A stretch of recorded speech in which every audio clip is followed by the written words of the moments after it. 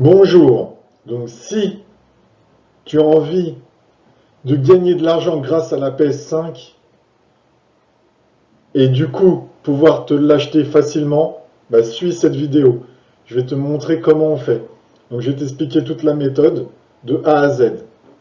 Donc première étape, en fait, le business va être sur l'achat-revente. Pourquoi? Parce que PlayStation, en fait de la rétro-compatibilité, c'est-à-dire que tous les jeux sur PlayStation 2, PlayStation 3, PlayStation 4 peuvent être joués sur PlayStation 5, et du coup, tous les joueurs qui ont joué à la PlayStation avant vont vouloir rejouer à des jeux PlayStation 2, PlayStation 3, PlayStation 4, et du coup, ils vont sûrement racheter des jeux PlayStation 2, PlayStation 3, voire PlayStation 1. Donc, ça, j'en parlerai à la fin de la vidéo, je ferai un petit bonus là-dessus pour que ça soit clair. Donc voilà, le business va être là-dessus. Et donc du coup, comment on peut acheter très bas ces logiciels, ces CD, ces jeux? Bah, grâce à des magasins comme Cash Converters, il y en a d'autres, d'accord? Ou le plus important, je pense que c'est les brocantes. Les brocantes, on peut les avoir vraiment pour pas cher du tout. Donc, bah, je vous laisse. On va regarder ça sur le site en ligne Cash Converters.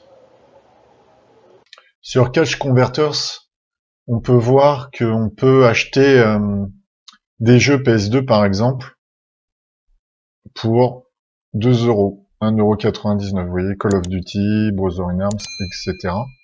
Donc ce qui peut être intéressant, c'est de prendre des jeux qui sont pas chers comme ça, à 1,99 comme on peut le constater. Donc il y en a plein. Il suffit de vous déplacer à Cash Converters, dans un Cash Converters, et vous pouvez en acheter à 1,99, vous voyez. Ouais, vous pouvez acheter aussi sûrement PS3. Hop, PS3, on va regarder les prix. Donc, bah aussi, il y en a à 2 euros. Là, vous en avez à 3 euros, 3 euros, 3 euros, 3 euros, 2 euros. D'accord, vous voyez les prix. Donc après, il y en a qui sont plus cotés. Donc ça peut être aussi intéressant de les prendre, ceux qui sont plus cotés, puisque peut-être il y aura une plus grosse demande.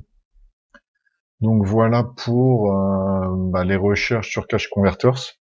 On constate que pour PS2, les prix varient entre 2 euros, le prix moyen est de 2 euros, et là, sur PS3, on peut dire que le prix moyen est de 3 euros, mais on a quand même à 2 euros. Donc voilà.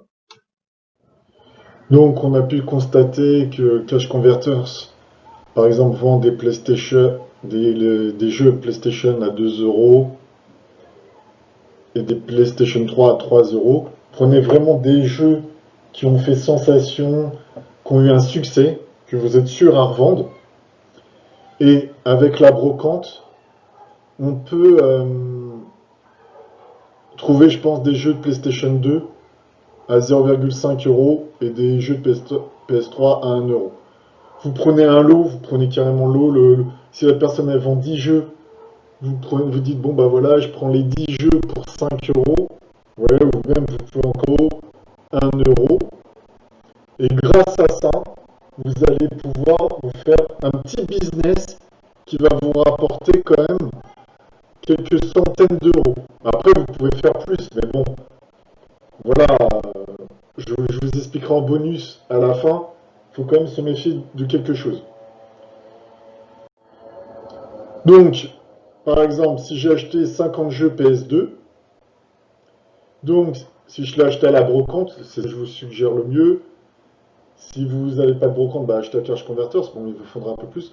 Vous achetez 50 jeux PS2, ça vous reviendra à un coût de 25 euros. D'accord? Bah, quand la PlayStation 5 va sortir en novembre 2020, bah, les jeux, ils vont sûrement être à 10 euros. Les gens, ils vont vendre sur le bon coin à 10 euros minimum, je pense. D'accord? Donc les jeux actuels sur le Bon Coin, ils les vendent entre 4 et 8 euros. Donc imaginez-vous, moi je dis 10 euros, je suis encore gentil, hein. Je mets vraiment le minimum.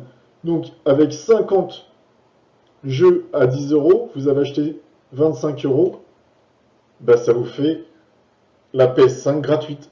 D'accord? Donc là, ça vous permet d'un moyen de l'avoir gratuitement.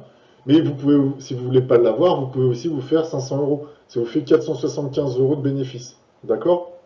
Donc ce qui n'est pas négligeable. Donc ensuite, donc voilà.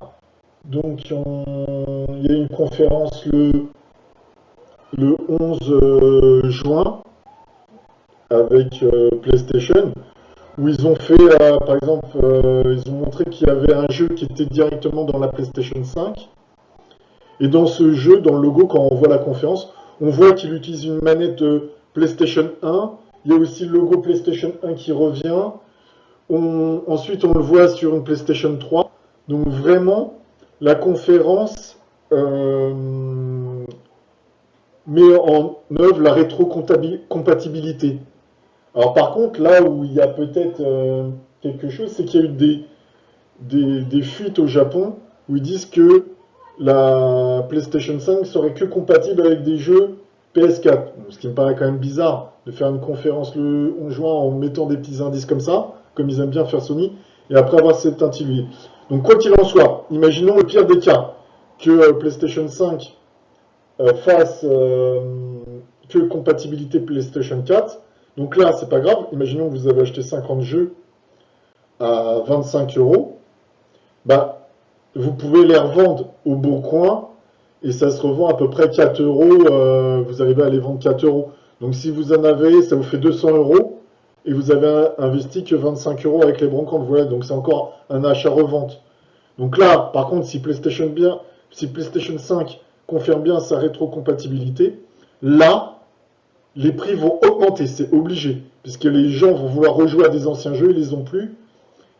Donc même si vous en avez des anciens et que vous ne voulez pas jouer, vous pouvez les revendre. Ça va se revendre vraiment bien si la rétrocompatibilité marche bien.